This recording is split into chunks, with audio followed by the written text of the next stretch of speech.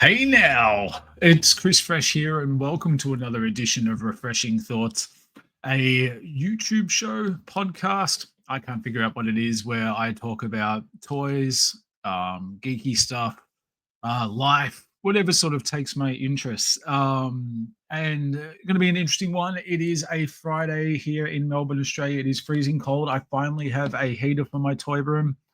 I'm enjoying a beer. Uh, Cheers to everybody.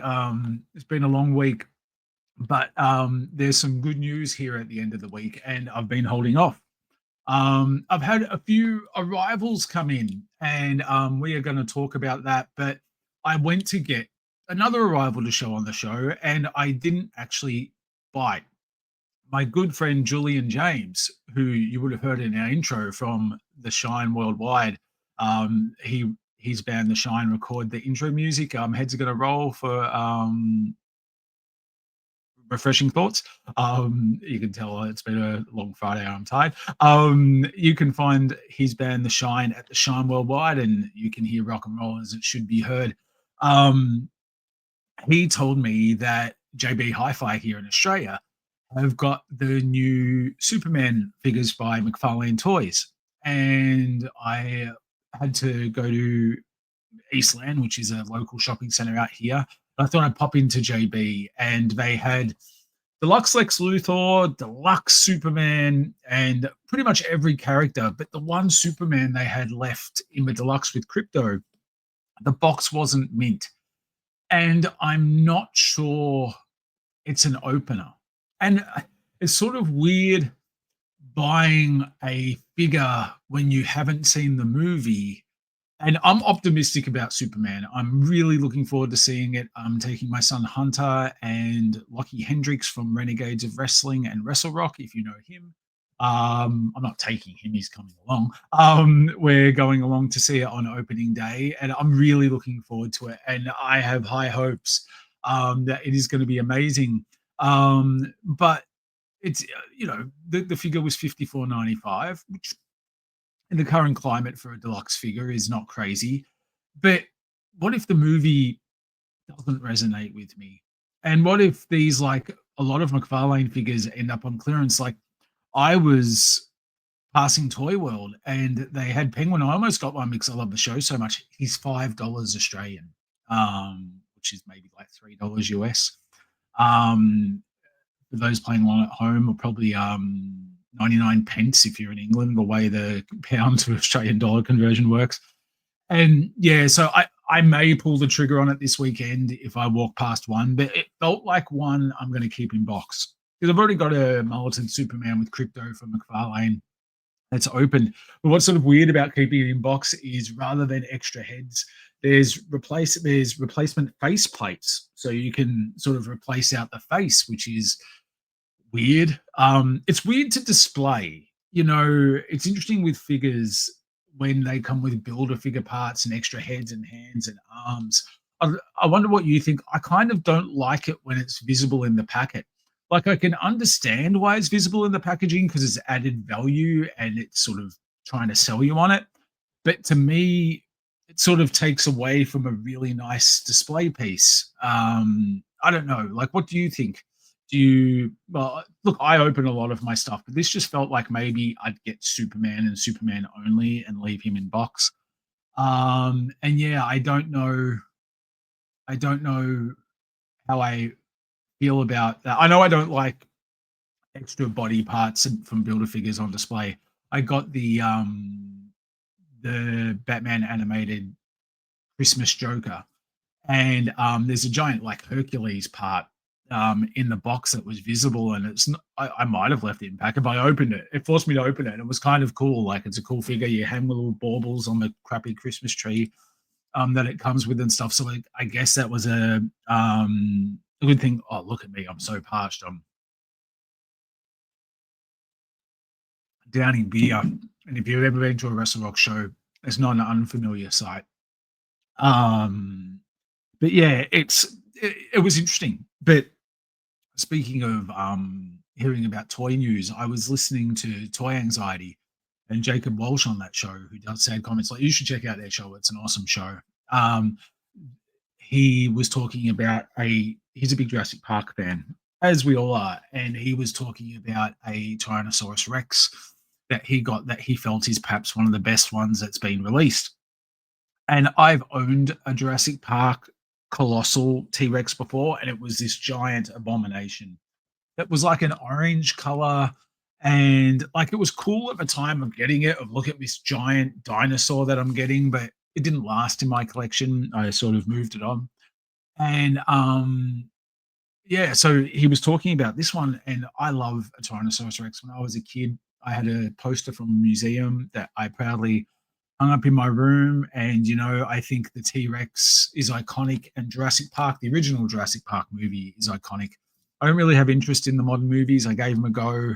Bryce Dallas Howard running around in heels from a dinosaur and stuff. It's just not for me. If you think you can sell me on it, go ahead. I just, yeah, they're not for me. But um, I thought I'd give you a look, play and tell, show and tell. Ha, ha, ha. This is the T Rex. Now, as you can see, he's not huge. I'm going to compare him to Mechagodzilla. That's still on the desk. It sort of looks like Mechagodzilla was doing something inappropriate then. You know, I'm trying to think. What can I compare him to? I guess my terribly posed Spider-Man. You know, there's the size comparison. So, like, I feel he's appropriately sized. For what he is. The one bummer I think about it is like it's got this action feature, and um, you there's not really a way to display him open mouthed, sort of like that, without sort of, I guess, trying to fix the button down. But I do feel it's probably one of the best T Rex toys I've ever seen. Articulation on the head, the tail sort of twists and clicks, like the tail comes separately. So if you see the figure, I believe this is the Lab Escape T Rex.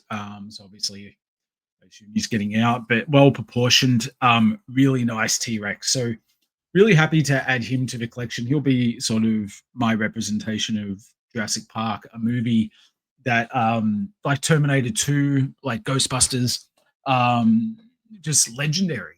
It's one of the greatest movies to me. I know it sounds silly, one of the greatest movies made. The cinematic experience in the 90s of going to see Jurassic Park was incredible. Think what you will of the sequels. I've never matched that experience. And if you ask me to watch a Jurassic Park movie, I'm always going to go back and watch the first one. But the first one's awesome. Another swig for the worker man.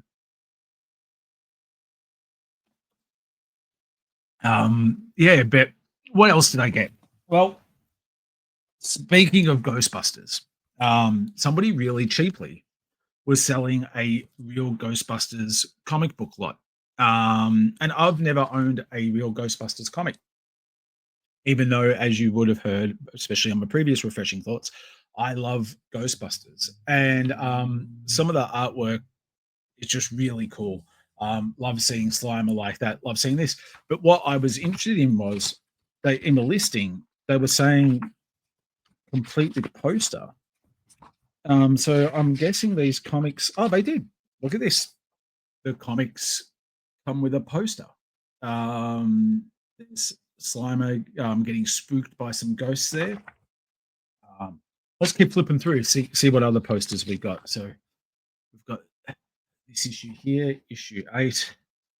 I don't know that I really would call that a poster as much. Like, you wouldn't want to rip that out of the comic. What's on the back of it? Oh no, it's a blank page, like it is. That Now Comics is who it was published by. I'm going to say Ray is upside down in this one, and not Winston and that. But there's that poster there. Yeah, I love the art on these. This is the cover for this one. This is issue 15. How good's Gauntlet? The handheld Gauntlet. Every handheld game sucked, but how much did you want them when you opened it up? Is the boys in trouble again? You could have quite the collection of the real Ghostbusters in trouble from horrific looking ghosts, but really cool. I'm not a big comic guy, How could they had an Astro Boy comic going at the time. But this is the cover. I I love comics. I read them. I read them digitally now. Oh wow, that's really cool looking at art there. Um, I like reading. I'm just trying to think the posters of the covers, aren't they? I've only just realized. Um, the I like reading comics, but space and storage and just having a heap of comics in a long box seems disappointing. So, like the comics I have, I try and display them. I've got some prominently displayed in my lounge room. I do have a fair few trades. I guess for me, I'm such a 90s person. I love the Death and Return of Superman and the Nightfall series. To me, they're quintessential 90s. I'm a big Cable fan. Um, but yeah, hang on. This episode is just a wild Friday episode. I hope you join. Why don't you join me? Let's have a drink. I don't know what you're doing. A lot of you say that you listen to this and don't watch it. It's going to be a visual heavy episode, but cheers. If you want to help support my drinking problem, I have a Patreon at patreon.com/c/refreshing thoughts podcast/membership. Thank you to everybody that has supported me so far. I'm going to put that up there. Helps for the hosting fees and stuff like that for the show and equipment and everything. You know, cameras aren't for free. Transistor FM, where we host our podcast, isn't for free, and StreamYard is super expensive. So the patrons that I do have, I'm super appreciative of you, and I say thank you. And I hope you've been enjoying what I do so far. So let me keep going. I was at Big W today, just having a look around, and my daughter messaged me. She's starting a job, and she needed work boots. And I was a little grumpy that she's messaged me the day before her job saying that she needs work boots.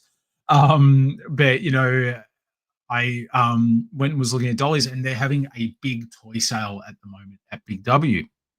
And I thought I'd have a look around and see what they had. I was sort of looking for the Horde cartoon collection figures. I've seen them been popping up at Kmart, I believe, at Big W. I've not had a lot of luck. I'm looking for Leech and Grizzlaw and not had a lot of luck finding them, but I would grab them if I saw them. But I saw in Australia, we have things called Ushies, and I believe they're an initiative of Head Start. For those that listen to Toy Power, or pay attention to Geek Dudes, Head Start very kindly invited me down to check out when they were unveiling their Mutant Mayhem figures. And they were showing me a lot of Ushi's concept stuff, and that Ushi's came from there. And I'm not a big Ushi's collector. I've sent some Ushi's to my good friend Colin Betts over in Canada. I sent him some Transformers ones, and I plan on sending him some more Transformers ones. And I am on a bit of a Sesame Street kick at the moment because I've seen the NECA figures and I think they're really cool.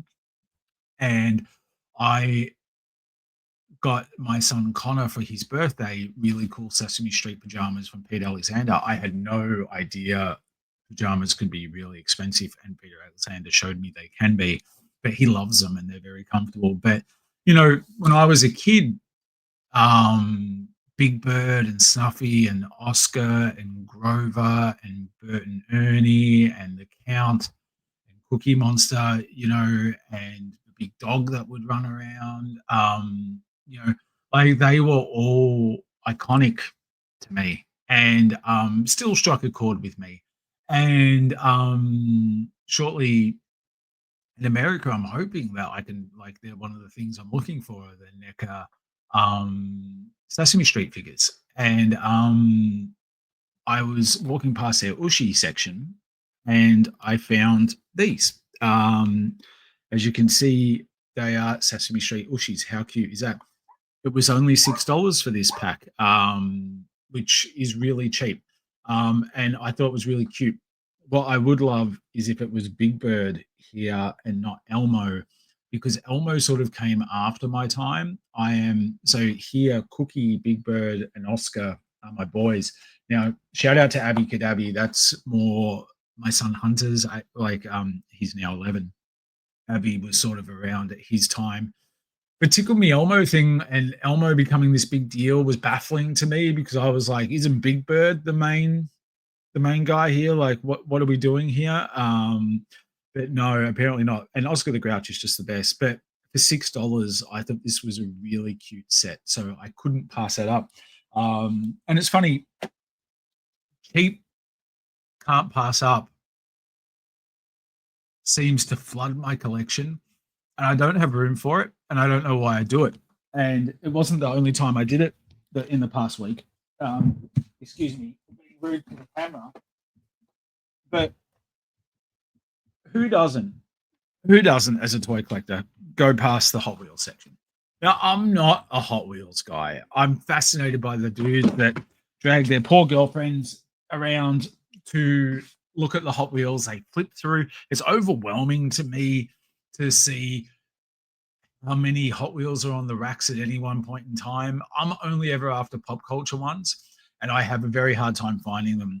Referee Edward Lay of Australian wrestling fame, he got me an Optimus Prime Hot Wheels, which I was really grateful for, and I swapped him a YOLO Park Transformers model kit.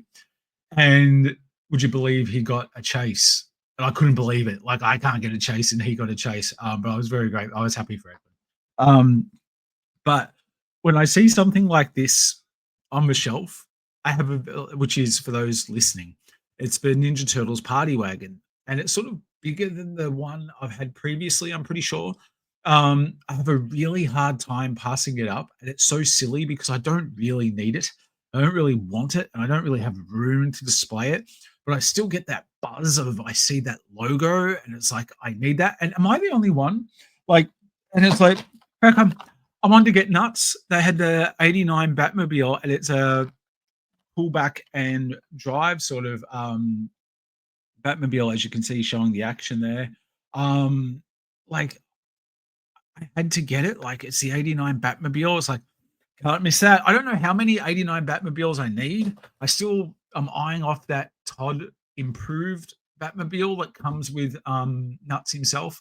Which, for those that don't know, myself, Julian James, friends, we refer to Michael Keaton, his Batman. We refer to Michael Keaton as Nuts. As in, want to get nuts? Let's get nuts fame. And I apologize for that. Ever it was all happening. You probably didn't notice the pause, but Mikey J was calling me about booking questions, and Jesse woke up, and Steak shocked me. But I was talking about Nuts and Michael Keaton, and I think I was talking about the '89 Batmobile. But I was also talking about Hot Wheels and garbage I don't need. And then I saw this, and I thought it was really cool. The G.I. Joe Sky Striker Hot Wheels. Is what I guess it's going to go in my G.I. Joe display up there somewhere. But yeah, why do we do that? Like, I don't even really collect Hot Wheels. I've got a few on my desk at work. I don't have any on my desk at home. But do you do that? Like, I remember when Loyal Subjects, those sort of mini He-Man figures and Thundercats figures came out and stuff, and they were blind boxes. And I remember it's like that excitement of, oh my God, I can't believe this stuff's on shelves. I'm seeing the classic logo and toys, and there are no toys, especially in Australia at the time. And, you're all in and stuff. And it's like, do we really need this stuff? Like, do you know how much stuff they're pumping out? It's like, do I really need a Hot Wheels G.I. Joe Sky Striker? But it was right there, and it was the G.I. Joe logo at Kmart. Apparently, I would have been losing money if I didn't get it. Yeah, I don't know. Like, it's that little adrenaline hit that we get when we see that stuff. And then you sort of go, I guess it's kind of cool, but I don't know where it's going in my collection. But I've got it now. But the opposite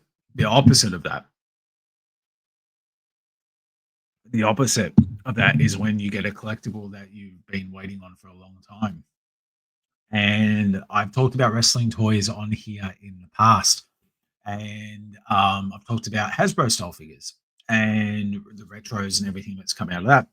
But what preceded in terms of WWF or WWE WWE. I'm still not used to it. It's been a long time. I think it's been WWE longer than it was WWF. But what preceded the Hasbro figures were LJN figures, which were the big rubber figures. And the Major Wrestling Figure podcast, or Collect Major, they unlocked a secret that companies have had trouble doing. You've had a few companies have a crack at doing LJN style figures, and they're never quite right. The rubber's off, the weight's off, the scale is off. And Matt Cardona, Brian Myers, and Kinnick are such dedicated fans with D Freedom and TD and stuff. Like they created the most authentic version of an LJN that you can get, and they're doing characters and upgrades, and it's an incredible line, a very expensive line if you're an Australian to collect, but there's some really cool figures, and there are some non-negotiables that you have to get. Demolition for me was a much get. The Macho King, when he eventually comes in, was a much get. I do want to get the Ric Flair with the big gold belt. That looks really good. So I've got quite a few. But the Big Bad Toy Store had an exclusive WWF style Legion of Doom. Now, I do have the NWA style black spiked Road Warriors. Hawk and Animal is who I'm talking about. If you're a wrestling fan, you know who these guys are. And I've had it on pre-order forever, and it seemed like it took forever to come in, but they are here. And here are the big rubber guys, and that's what the packaging looks like. So it's not authentic to the LJN, right? But there's a look at figures that have come out. I think there might even are there figures that still to come. I'm not too sure, but that line is incredible. I'll get a bit closer to the camera so you can have a bit of a look. That Macho King, look at that. That's really cool. There, I've got the Macho Man. I've got the British Bulldogs. Yeah, it's a really cool line. And this is a Big Bad Toy Store exclusive. Now, the thing I'm not sure about is I'm an opener. And those figures, like the casing, sort of resealable and everything like that.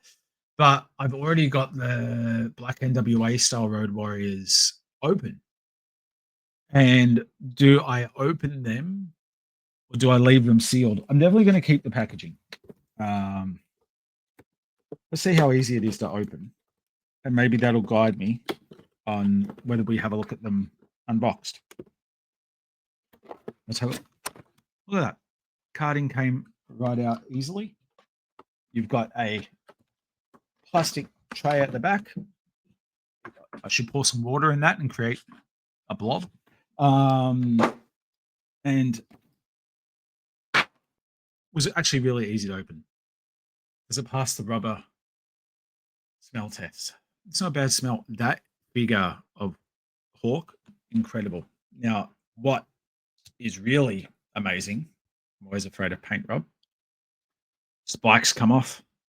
Like look at the detail. Like that is extraordinary. Like these, like it, if you like wrestling from the era that I like wrestling and you don't have big rubber guys in your collection, you're kind of missing out. Stands really well too. Let's get Animal out and we can have a look. Once again, no tape. It's going to be easily resealable. Pops out like that. Leaves you with a tray to pour some water in and create your own action figures. Never works. Didn't work for me back then. Not working for me now. And here we have Animal. Look at the detail. They're in a pose that's quite iconic if you know your wrestling. Spikes. See how easy they come off. Yep, look at that. That is just, these are incredible figures. I'm glad I opened them. Um, so you sort of Hawk would be standing behind animal like that. Like like these are maybe the most perfect Legion of Doom figures ever created. Actually says Legion of Doom on the trunks. Um, because I do believe that there were the Road Warriors and the Legion of Doom sort of in the NWA/WCW beforehand. So WWF obviously doesn't own a trademark on it. They're able to call them that. The way it feels like an LJN, like, and the paint work is remarkable. Like these are just extraordinary. Like we're in a golden age of wrestling figures. Um, slight slight mark on the Doom there if I had a minor gripe, but I'm not a perfectionist, so it doesn't really bother me that much. But look at the detail on the face paint. Perfect. Like that is, if you said to me what an LJN Hawk and Animal would look like, I don't think I could imagine them this good. Like this is just like amazing stuff. It's what we're looking on the boot. You've got the Collect Major, got that. Yeah, like these are really good. Trademark 2024, but obviously came out this year in 2025. These spikes will fuck you up. Like they are really sharp. Um, but just wow. I believe they're still available in the Big Bad Toy Store. And I can't recommend them enough. Like they are some really cool figures, and yeah, I'm glad I opened them. Um, I think they might hang out here because at my previous house, my bookshelf was sort of prominently vision in my line of sight in the lounge room, and in my new configuration, it's sort of out of sight. And I sort of feel like even though it's meant to be the pride of place inside the house, where if people came in the house, it's the stuff I'm happy to show off. I feel like I'm not seeing it. I'm not enjoying it. And even though I'm not out here all the time, it's my stuff. But yeah, but I forgot one toy.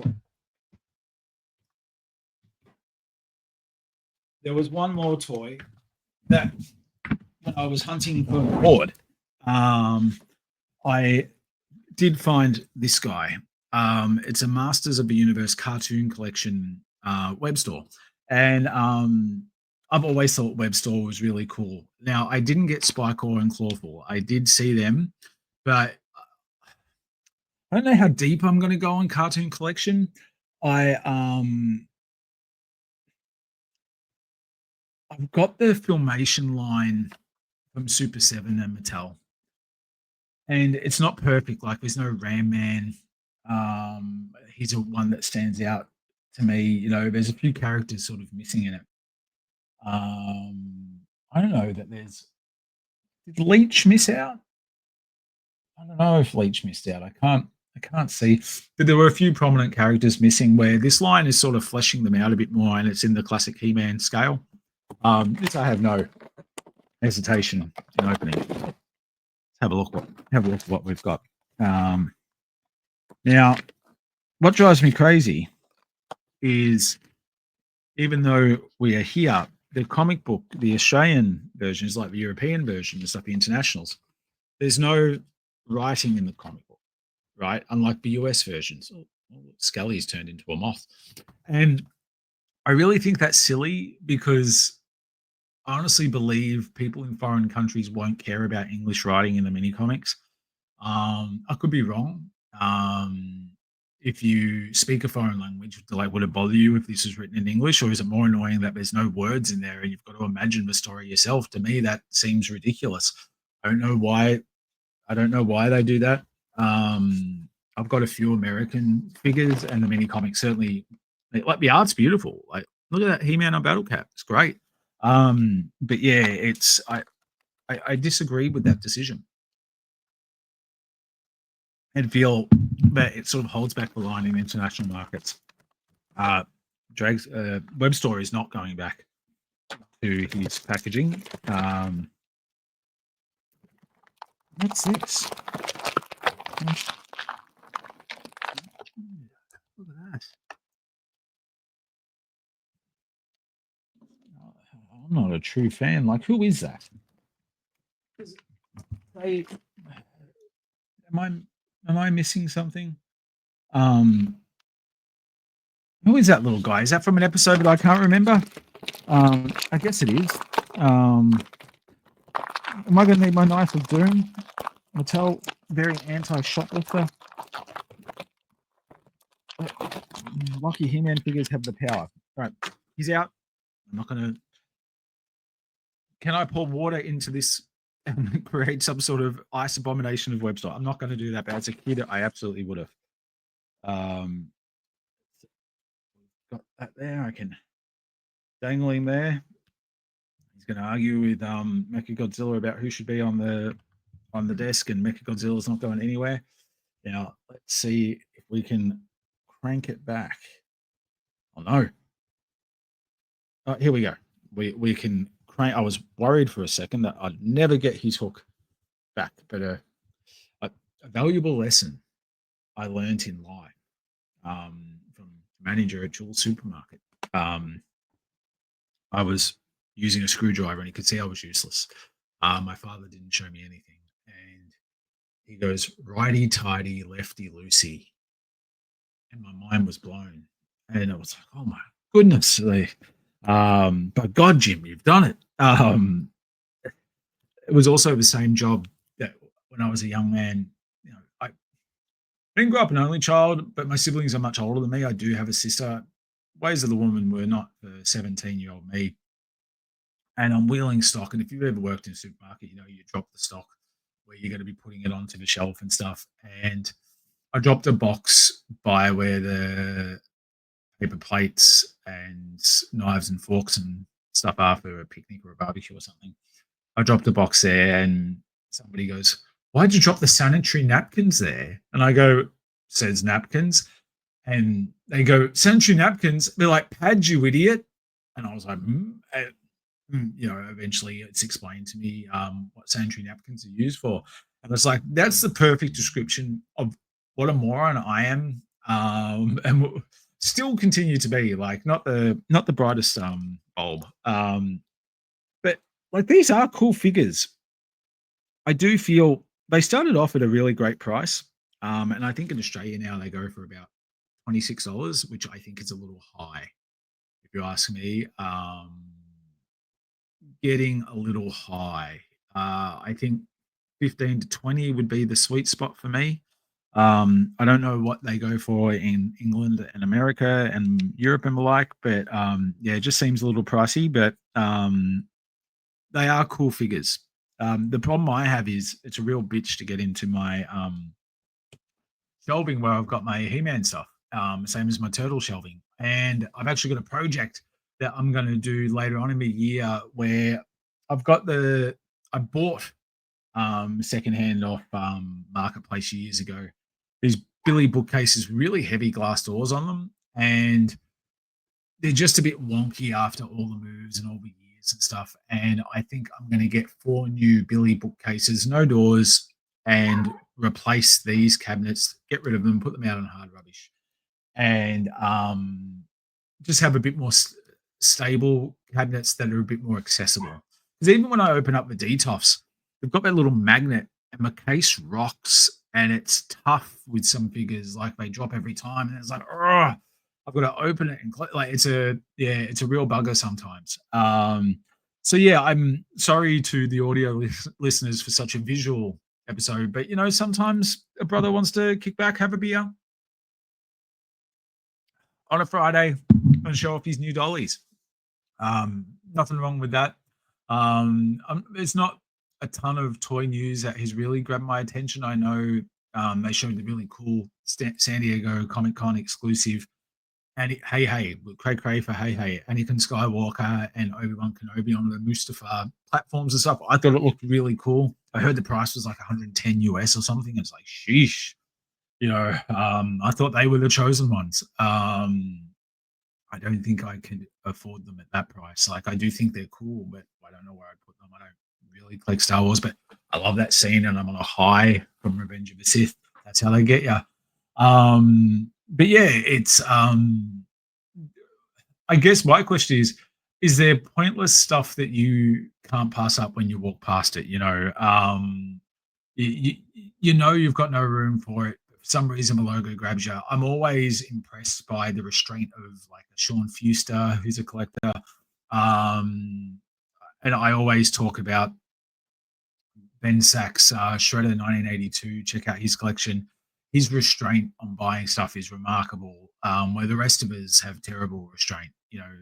Dirty Uncle Mitch from Geek Dudes and Hey, it's a podcast. Like he's got terrible restraint. But speaking of Saxy, but my friends at the Toy Power podcast, tomorrow, which will be the 21st of June, they are having their big 400th episode. It's probably about their 480th, but they are having a big, big session, and they will be going live, I think, at 8:30 South Australian time, which is about 9 p.m.